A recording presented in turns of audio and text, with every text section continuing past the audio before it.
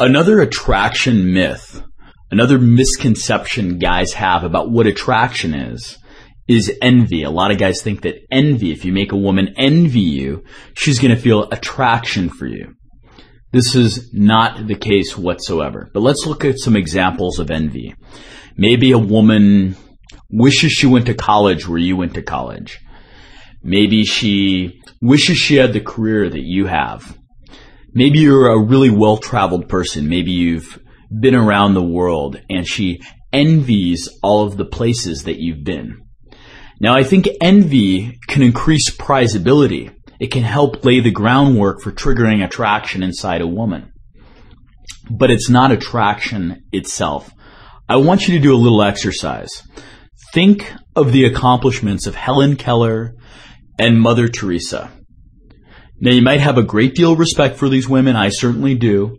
And you might even envy their accomplishments. But let's be honest. Do you actually feel any attraction for them? I'm willing to bet you don't. Another myth, another attraction myth or misconception guys have about what attraction is that attraction is sexual arousal. Now, sexual arousal is damn important for attraction. Without it, attraction does not exist. But sexual arousal and attraction are not the same thing. And I'm not going to say anything more on sexual arousal because we're going to talk about it extensively later on. The brain and why understanding it is so damn important for triggering attraction inside women. Many folks think that the body is an obedient slave to a homunculus that lives inside our skull. And homunculus is Latin for little man. So a lot of people think that there's a little man or homunculus that's solely responsible for steering our actions and behaviors and for determining our thoughts, judgments, and perceptions. In scientific terms, this little man or little woman is sometimes referred to as the cerebral cortex. The cerebral cortex makes up 2/3 of our brain. It's the part of our brain that's in charge of rational thinking and decision making. And much of this line of thinking actually comes from the French philosopher René Descartes.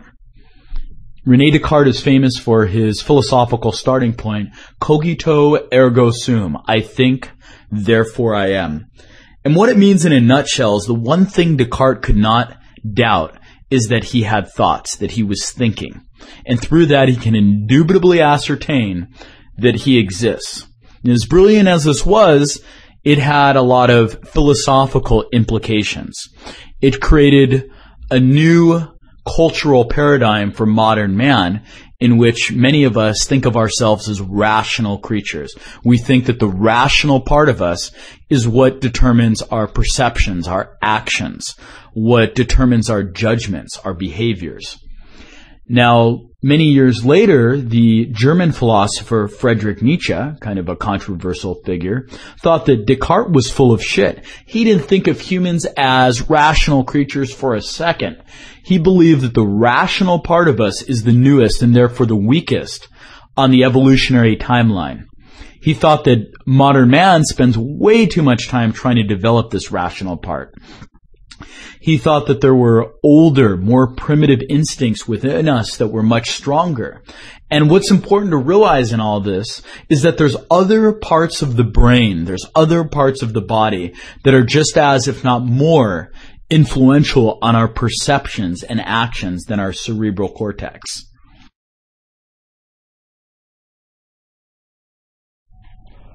Paul MacLean came up with the triune brain theory. He said that instead of us just having one brain inside our skull, we really have three brains or nervous systems that exist. The reptilian, the mammalian, and the cerebral cortex, which we've already talked about.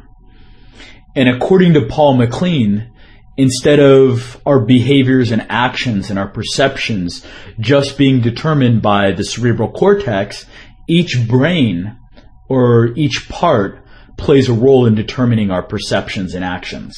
So let's start by talking about the reptilian brain. The reptilian brain is located in our brainstem. It's largely involuntary or autonomic. It's in charge of our fight or flight instinct. It's where instinct comes from to mark territory or establish dominance over others. And the reptilian brain plays a pretty big role in determining our behaviors in just our everyday life. Social pecking orders within high schools or within the workplace are largely determined by the reptilian brain, our need to dominate others. Even if we're really loving people, there's still that instinct to one-up someone. That's the reptile in us. The way people drive, when you're driving and someone in front of you is maybe driving slow, and it gets you so angry you want to kill them. I think they call that road rage, but that's your reptilian brain. Or when we're in trouble, we get that rush of adrenaline that goes through our body and it gives us that superhuman strength. That comes from our reptilian brain. So, for example, there's cases of, a car that rolls on top of a young child, and his mother, who only weighs 120 pounds, all of a sudden gets this superhuman strength, and she's able to lift up the car and save her kid. That's because her reptilian brain is kicking in. Now, the reptilian brain plays a pretty big role in determining our sexual arousal and our ability to orgasm. And we're going to come back to that later on. And though it's taken for granted, it plays a huge role in the mating ritual.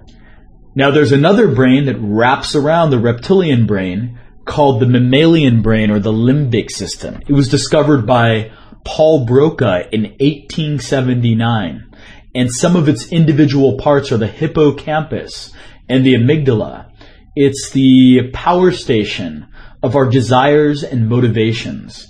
It's what leads to bonding, and it's what leads to complex emotions like jealousy and envy and love.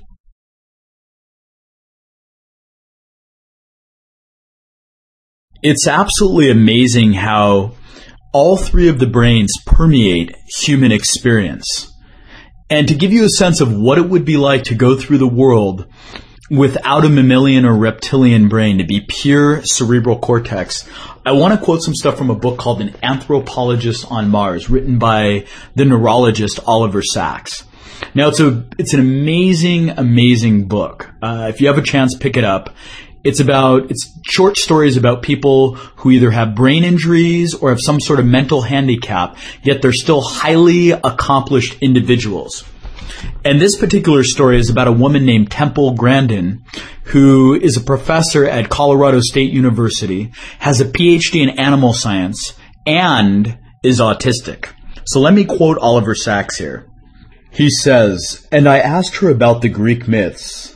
She said that she had read many of them as a child, and that she thought of Icarus in particular, how he had flown too near the sun and his wings had melted, and he had plummeted to his death. I understand Nemesis and hubris, she said, but the loves of the gods, I ascertained, left her unmoved and puzzled. It was similar with Shakespeare's plays. She was bewildered, she said, by Romeo and Juliet. I never knew what they were up to, she said, and with Hamlet she got lost with the back and forth of the play.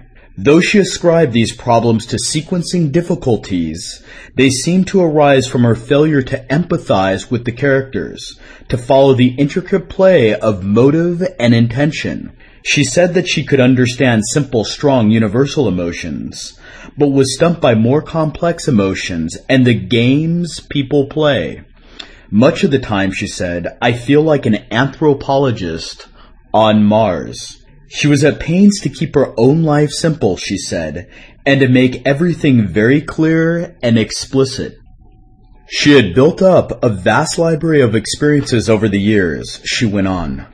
"They were like a library of videotapes which she could play in her mind and inspect at any time, videos of how people behaved in different circumstances. She would play these over and over again and learn by degrees to correlate what she saw so that she could then predict how people in similar circumstances might act.